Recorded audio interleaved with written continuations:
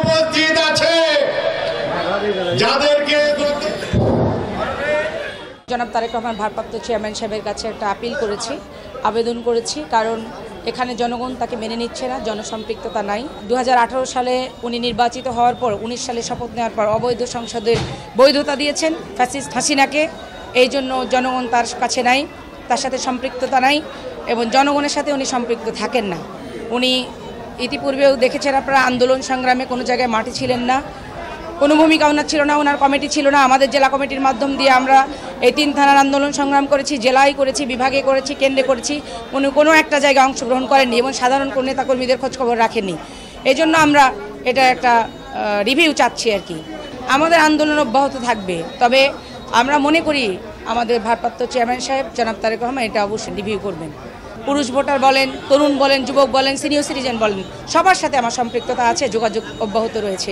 ইতিপূর্বে আমি ছিলাম, কাজ করেছি, আমি ভবিষ্যতেও কাজ করতে চাই এবং জনগণের সেবা করতে চাই। যিনাকে প্রাথমিকভাবে মনোনয়ন ঘোষণা করা হয়েছে, ওনার মধ্যে একটা কেন জানি সেই আগের মতোই দাম্ভিকতা কাজ করতেছে। উনি এখন পর্যন্ত কোনো একজন প্রতিদ্বন্দ্বী প্রার্থীকে একটা ফোন কল বা বিভিন্ন পর্যায়ের যে বিএনপির এবং তার অঙ্গ সংগঠনের যে নেতৃবৃন্দ আছে তাদেরকে ঐক্যবদ্ধ করার কোনো প্রয়াস বা দৃশ্যমান কোনো উনি কর্মকাণ্ড করতেছেন না।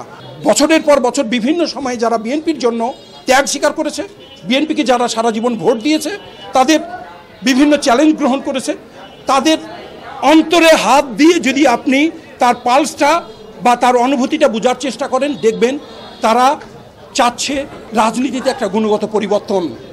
সেই গুণগত পরিবর্তনের জন্য যে প্রভাবক সেই গুণাবলীর কোনো কিছুই ওই ক্যান্ডিডেটের মধ্যে নেই। ধানের শীষকে আমাদের প্রাণের চেয়েও ভালোবাসি। আমরা যখন অনুমান করতেছি বা যখন সামনের দিকে চোখ বন্ধ করে দেখতেছি যে এই ক্যান্ডিডেট আমাদেরকে এই আসনটা ধানের শীষের পক্ষে বিজয়ী করতে পারবে না, তখন আমাদের অন্তরে রক্তক্ষরণ হচ্ছে। বিনীতভাবে আমাদের অ্যাক্টিং চেয়ারম্যান সহ দলের স্ট্যান্ডিং কমিটি ওনাদেরকে আমরা এটা পুনর্বিবেচনার জন্য বিভিন্নভাবে আমরা অনুরোধ করতেছি। বিএনপিকে বিজয়ী করতে পারবেন এরকম একজন ক্যান্ডিডেটকে মনোনয়ন ঘোষণা করার জন্য আমরা দলের অ্যাক্টিং চেয়ারম্যান সহ হাইকমান্ডের কাছে বিনীতভাবে অনুরোধ করছি।